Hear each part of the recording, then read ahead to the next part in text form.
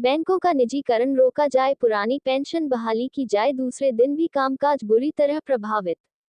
कानपुर 29 मार्च देश के सभी श्रम संगठनों द्वारा आहूत हड़ताल के दूसरे दिन भी बैंकों का काम गंभीर रूप से प्रभावित रहा। हड़ताली बैंक कर्मचारियों ने घूम घूम कर सरकार की जन विरोधी नीतियों को कोसा। आज भी कानपुर स्थित bank of Baroda, union bank, Canara bank, Indian bank, central bank आदि के क्षेत्रीय कार्यालय बंद रहे। यूपी बैंक एम्प्लॉइज यूनियन से संबंधित सभी बैंक वाइड संगठनों ने अपने अपने क्षेत्रीय कार्यालयों के समस्त धरना दिया एवं केंद्रीयकृत धरना फूलबाग स्थित बैंक ऑफ इंडिया के समक्ष हुआ।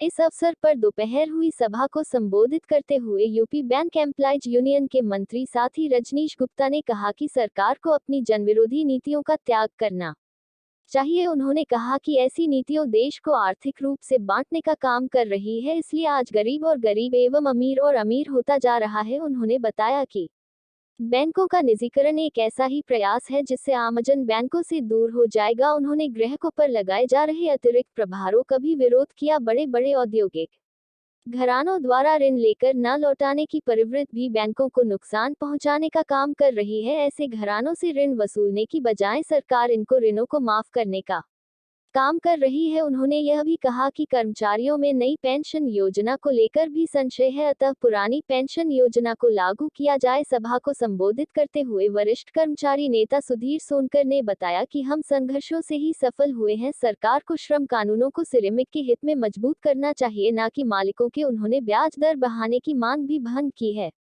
प्रदर्शनकारियों में Rajneesh Gupta, Manoj Tiwari, Sudhir Sonkar, Anurag Shukla, Dinesh Chandra, Sandeep Saxena, SK Shukla, Ankur Dwivedi, SK Mishra, GR Tiwari, Bhanu Pratap Singh Rosal, Sachan, Pradeep Kapoor, Ashutosh Dixit, KM Shukla, Lalchandra, Nitin Sharma, RK Mishra, Rajesh Gupta, Satish Kumar, Abhishek Tiwari, Vikas Awasthi, Santosh Kumar Mishra, Rajiv Dhawan, PN Singh, Pankaj Sharma, Dharmraj Pandey, Rajneesh Dwivedi, Swati Rai, Shivangi Dwivedi, Satyendra Saxena, Arun Bhalla एवं पीएन शुक्ला आदि लोग मौजूद रहे। पीएडी न्यूज चैनल कानपुर नगर से कैमरामैन मोहम्मद शफीक के साथ वरिष्ठ संवाददाता अमजद खान की रिपोर्ट। एम्प्लॉइज़ यूनियन का मंत्री हूं और आज ये हमारी हड़ताल 28 और 29 की जो औद्योगिक हड़ताल देश के तमाम केंद्रीय श्रम संगठनों ने तमाम मुद्दों पर आयोजित की थी, उन मुद्दों के समर्थन में है। ये हमारे मुद्दे हैं। हम चाहते हैं कि हमारे देश के जो तमाम सेक्टर्स को प्राइवेट हाथों में सौंपा जा रहा है, विशेष तौर पर हमारे सरकारी बैंकों को प्राइवेट हाथों में सौंपा जा रहा है, उसको रोका जाए। उसका कारण है कि हम चाहते हैं कि हमारे ये बैंक देश के गांव-गांव में जो सेवा देते थे वो सेवाएं देते रहें।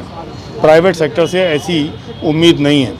हमारी एक बहुत बड़ी मांग ये भी है कि हमारे जो नए साथी पुरानी पेंशन स्कीम से हटाकर नई पेंशन स्कीम में ला दिए गए हैं, उनको नई पेंशन स्कीम की बजाय पुनः पुरानी पेंशन स्कीम में लाया जाए, ताकि उनको वृद्धावस्था को आराम से काटने में कोई दिक्कत ना हो।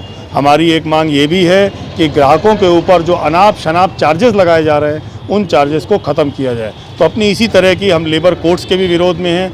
हम पूरे देश में जो पब्लिक सेक्टर को नुकसान पहुंचाया जा रहा है, आघात पहुंचाया जा रहा है, उसके खिलाफ है। इसलिए हम चाहते हैं कि उसको रोका जाए, सरकार हमारी बात सुने और अपनी इन चीज़ों को वापस ले, ताकि इस देश का विकास हो सके, इस देश का विकास गरीबों के लिए हो सके। तो जैसे धरना आपने दिया है, धरना अगर कानूनी तो आपको क्या करें इसके आगे? हमारा ये धरना दिया है, ये केवल यही नहीं है, पूरे देश भर में ऐसे तमाम धरने हैं और हमने सरकार को चेताने के लिए दिया है। हमें उम्मीद है कि सरकार कर्मचारियों को राजनीतिक रूप से निर्णय लेने पर बाध्य नहीं करेगी, नहीं तो सोचा जाएगा।